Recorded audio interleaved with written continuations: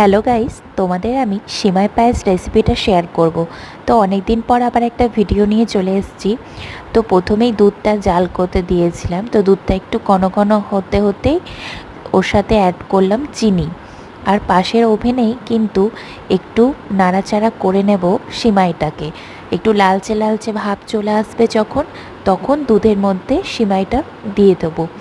তো দেখো, লালচে লালচে ভাব আনা পর্যন্ত একটু নাড়িয়ে চাড়িয়ে ভেজেই যেতে হবে। তারপরে দুধের মধ্যে অ্যাড করেছিলাম এলাচ। তো এলাচটা তোমরা ইচ্ছে মতো দেবে। আমার যটা ইচ্ছে মনে হয়েছে যে এই এতগুলো এলাচ মানে দিলে স্মেলটা খুব সুন্দর আসবে, তো আমি অতগুলো এলাচই অ্যাড করেছি। তারপরে আস্তে আস্তে সিমাইটাকে ভাজার পর একটু একটু করে অ্যাড করে দিলাম। তো যাই হোক, দেখো দুধটা একটু ঘন ঘন হয়ে আসছে। তো যখন দুধটা একটু নাড়াচাড়া করতে করতে ঘন হয়ে আসবে, মানে পায়েসটা অলমোস্ট রেডি বলতে পারো, তখনই তোমরা অ্যাড করবে কাজু আর কিশমিশ।